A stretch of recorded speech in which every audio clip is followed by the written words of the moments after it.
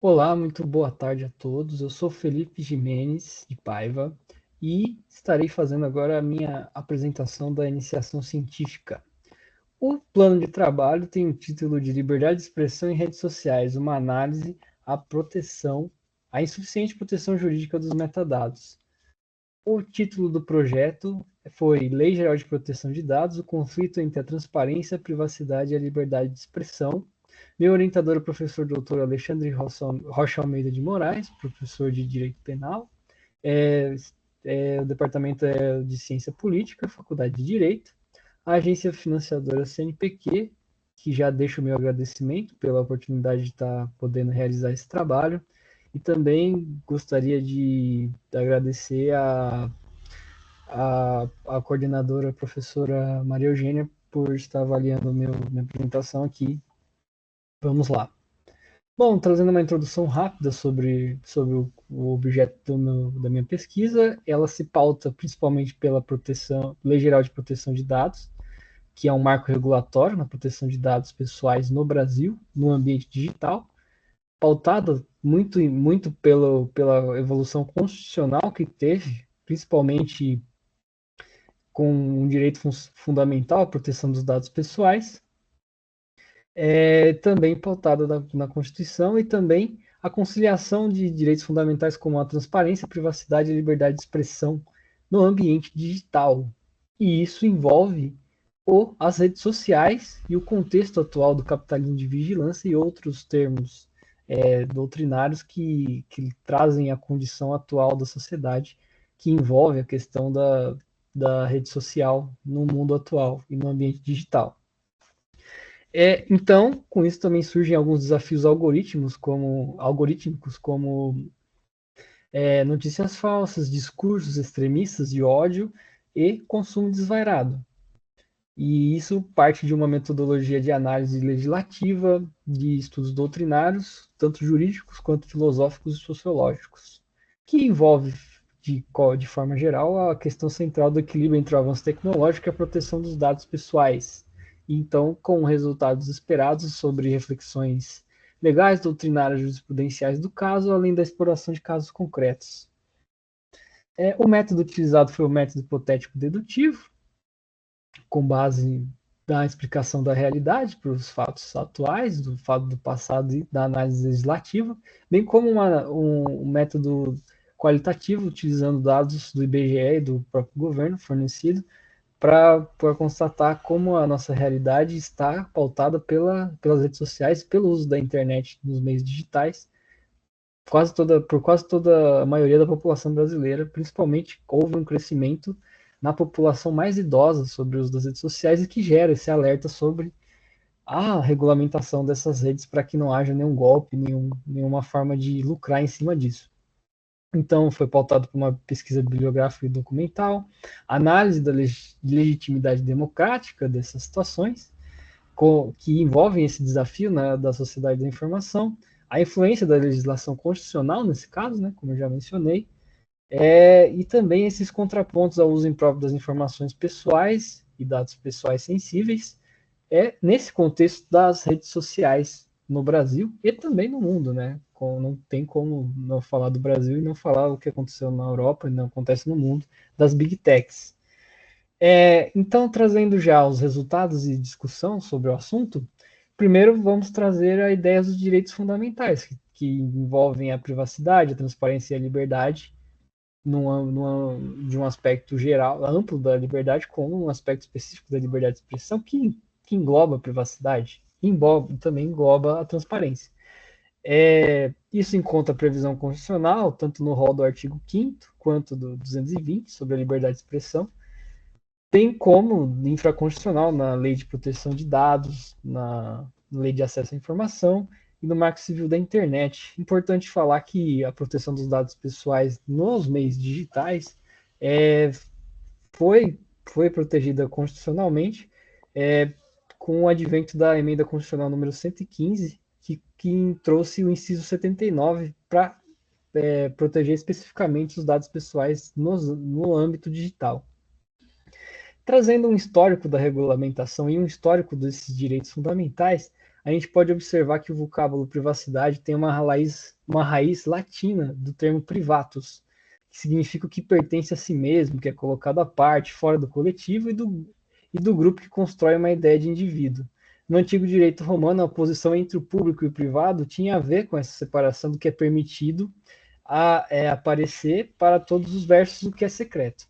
Além dessa noção de que não deve ser mostrado em público ou do que não deve ser informado, disponibilizado na vida íntima de cada um.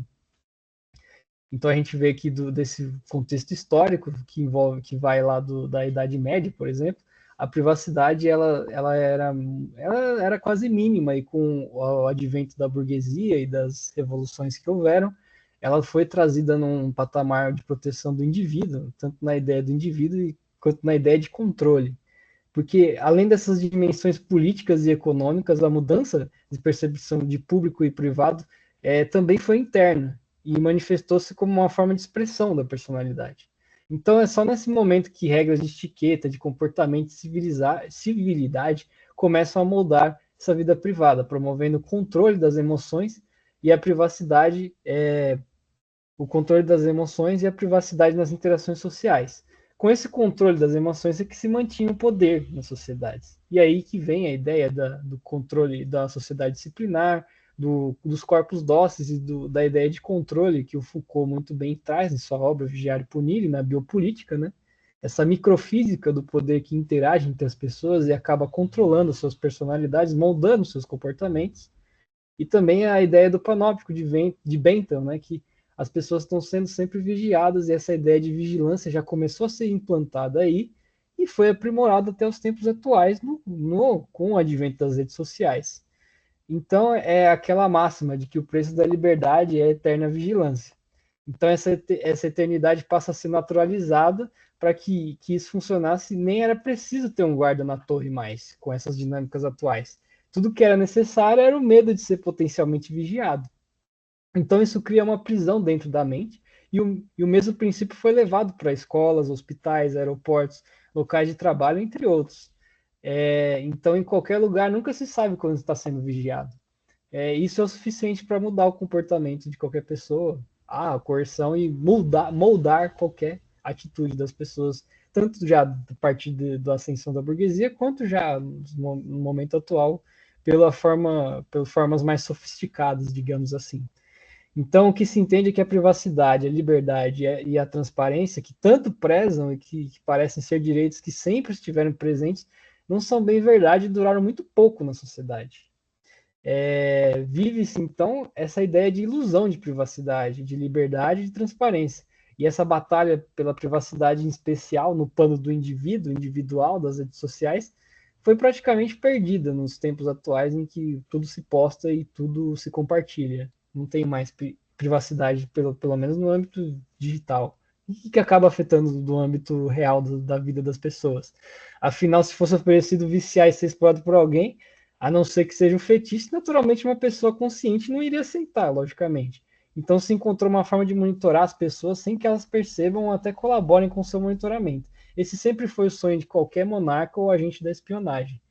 Então aí que a gente vê essa ideia da biopolítica dos corpos dóceis agindo claramente na sociedade e nas instituições, nas pessoas, e agora muito claramente nas redes sociais, com as técnicas do algoritmo tentando impor esse poder disciplinar. Então, o que a gente vê nesse histórico de regulamentação é que tudo foi regulamentado, tudo que envolve o coletivo foi regulamentado, menos as redes sociais. Isso é um problema atual e que deve ser tratado como algo sério e importante.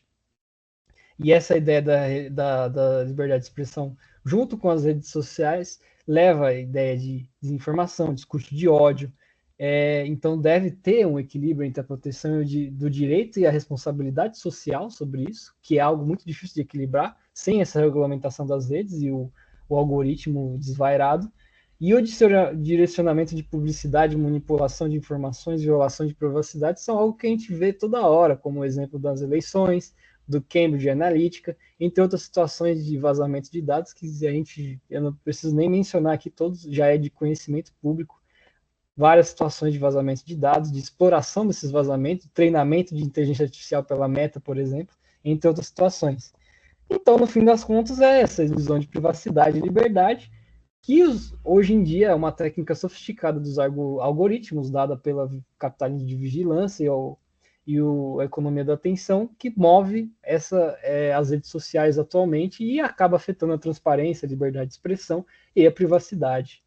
Então, encontramos esses desafios e necessidades, que são o que eu já mencionei, do consumo, dessa economia da atenção, que tudo gera atenção e é voltado para o lucro, que leva, querendo ou não, para o capitalismo de vigilância, que Shoshana Zuboff já tratou muito bem, e esses algoritmos geram esses excedentes comportamentais, que são metadados repletos de previsão, que são muito ricos para essas empresas e de muito interesse, porque esse excedente acaba se justificando que desde o início foi requerido muito mais dados que era necessário para melhorar produtos e serviços. Então, a partir daí, as empresas exploram e visam o lucro a partir dessa ideia. Então, essa necessidade de regulamentação específica das redes sociais e IA é algo iminente, importante para ser feito agora.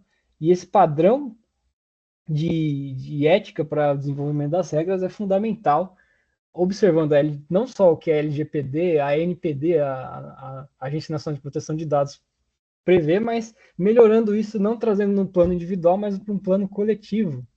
Como diz muito bem Letícia Cesarino, a gente tem que olhar no nível relevante da causalidade, no nível do ecossistema, do ambiente, não apenas no nível dos conteúdos específicos, dos agentes específicos, ou de relações causais lineares. Porque não é assim que esse tipo de ambiente funciona. Um exemplo simples é um peixe dentro de um aquário e aquela água começa a ficar suja. Como resolver esse problema? Fazendo educação aquática no peixe para respirar menos naquela água? Orientar a família do peixe para tirar o peixe da água durante X horas por dia?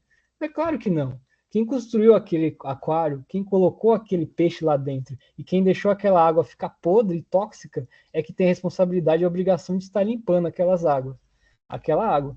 Então, o que a gente vê é isso, apesar dos projetos de lei em andamento sobre IA, é claro que o lobby vai acabar fundamentando isso e afundando toda essa tentativa dos PLs para criar lei nova sobre IA e regulamentação da IA das redes sociais.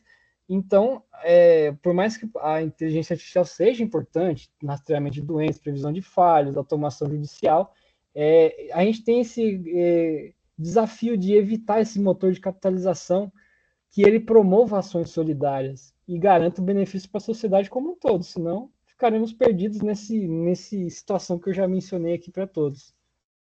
Então, como consideração final, eu tenho que os algoritmos, querendo ou não, ferem a moralidade. O mercado não pode comercializar tudo ao seu bel prazer, porque certas coisas não podem ser precificadas, como a dignidade, a privacidade, a liberdade e a transparência para as pessoas. E isso é o que está faltando atualmente. Por mais que tenhamos avanços da LGPD e outras formas de legislação atual, elas são insuficientes para proteger o coletivo. Apesar de protegerem o indivíduo, não protegem o coletivo. Porque a internet é um território ainda muito desconhecido, mas essa é uma importante discussão para o progresso jurídico e tecnológico, não só do indivíduo, mas do coletivo e da sociedade como um todo. Para a gente poder avançar, é necessário encarar essa realidade. E a ideia dos algoritmos tem que ser tratada de uma forma mais criteriosa. Então, proteger os indivíduos no ambiente virtual e a tecnologia como um meio, não um fim em si mesmo, para o avanço da humanidade como objetivo maior é fundamental para que a gente consiga esse avanço. Então, querendo ou não, é a frase da Shoshana Zuboff, para finalizar, que a resposta para isso é que a privacidade não é privada. Privacidade é social, é comum e é um fenômeno de ação coletiva, não um problema individual. E problemas coletivos são resolvidos com a lei.